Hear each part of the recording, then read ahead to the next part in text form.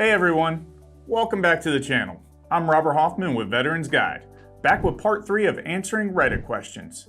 If you're new here, this is a series where I answer your VA disability questions from Reddit. Let's dive in. Now for my first question. This comes from Kim Skims 0209. They asked, how do I get a VA home loan? Well, in order to get a VA home loan, first you need to get with a certified VA home loan lender. From there, while you're working with your agent, either you or your agent can turn around and pull your certificate of eligibility if you have entitlement and you're eligible. And as long as you're eligible and have entitlement, either one of you can pull the COE, and then you're now starting the process to utilize the VA home loan for your first home purchase. Now for our next question. This one comes from Mojave 211. They asked, if a veteran is rated at 70% but receiving TDIU, will volunteering risk this rating? The short answer to this is no. Volunteering, you do not risk losing your TDIU. You risk losing your TDIU when you go above the allowable income that you make within a year, which is $15,650 per year. If you go over that allowable limit, then you're at risk for losing your TDIU.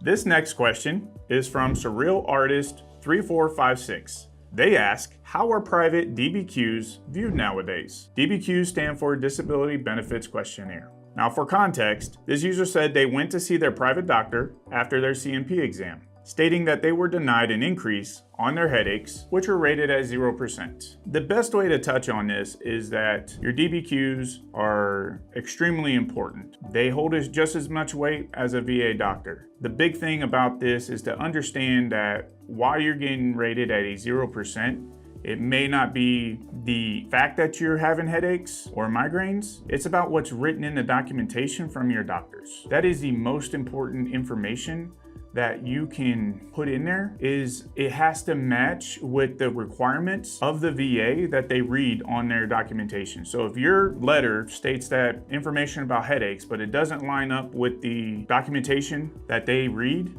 gives the evaluation rating, then you are at that point going to receive a 0 because they can identify you have the headaches, but they cannot identify the percentage that you should be receiving those headaches at due to the writing that's in the documentation. All right, our next question is from Def Not an Alt 69, and they ask, how do you know what to claim as secondary, or should I just claim everything on their own? So, secondary conditions come down to one main factor. Secondary conditions are not service-related disabilities. So most of your primary things, if you can relate it back to service conditions while you were serving, then it becomes a primary filing. If it's a condition that is from a primary condition from service, which you can relate to service conditions, then it would be a secondary claim. And so you want to identify it. If you can relate it to service, you can file it as a primary claim. If it's not, but it's associated to something that was a primary claim, then you would have to initiate it as a secondary condition. If not, that condition will receive a denial and you won't get a rating on it. Next up, we've got a question from Sheep Herder Few 4341. They ask, does seeing the VA for physical therapy help my disability claim?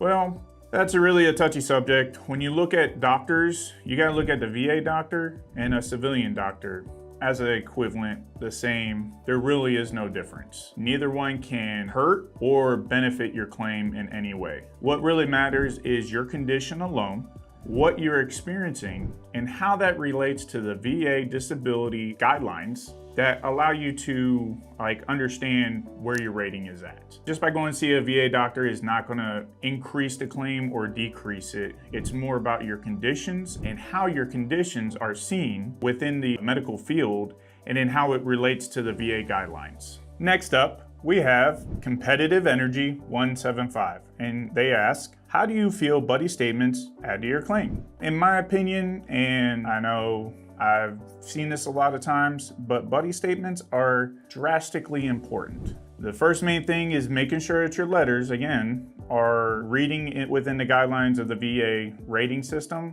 so that rating is justified. And then when you add in buddy letters, of people who are experiencing, and I use PTSD in reference to night terrors. People wake up in the middle of the night, which can also lead to mental health, sleep apnea. Those kind of conditions aren't really easy to diagnose to a doctor, and you can only talk about those things. Well, you get a buddy statement that says, hey, every night my wife or my husband wakes up and they're having night terrors. It happens 3 times a night. They don't get very good sleep. I experience this every night. Sometimes it's very aggressive, sometimes it's very mild, and they explain the condition. That is very important to help justify the claim for what you're actually working for. And so they can properly diagnose you and then also properly rate you based off your condition. So buddy statements, extremely important. Get as many as you can and make sure they're added to your claim. All right, this next question comes from Lumpy53E. They ask, will your SSDI amount be affected by the amount of your VA disability payments? No. This next question comes from OwnSong8093. They ask, does the VA have vocational programs for things like welding or metalworking? The answer is yes. They have the Vocational Rehabilitation and Education Program, short, it's VRNE. When you're in this program, you can go through rehabilitation for getting back into the workforce, education benefits, degree to progress into a new career, or starting your own business, but all of them come with requirements. One of the good things is if you have post 9/11 GI Bill, they will pay you while you're taking educational benefits, whether it's certifications or it's classes for your bachelor's degree. They will pay you the dependent rate of a E5 VAH while you're attending school. So it's almost like using your GI Bill, but not. So you get the benefits of the GI Bill pay because it's a lot different than the VRNE payment. So if you have GI Bill benefits, it helps with the VRNE program. But they do have the VRNE program that is set up to help you get back into the workforce in a career that you feel will be successful and that the VA also identifies as a potential successful career for you, whether it's certifications or a degree. All right, everyone. My last question is from user named Parsenius. They ask, are there any states that offer property tax exemptions for disabled vets under 100%?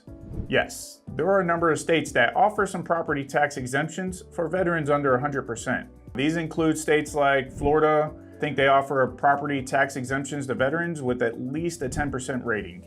Illinois, which offers exemption to veterans starting at, I think, 70%. And I want to say Oregon they offer tax exemptions for veterans with at least a 40% rating. Now, each state has its own exemption rules, so it's important to check with your state to see which exemptions you may qualify for. But yeah, look up your state and try to understand what benefits you have and they may offer. And tax exemptions is one of them for less than 100%. All right, everyone. Thank you so much for watching. If you enjoyed this video, leave a like and subscribe so you don't miss out on the next one.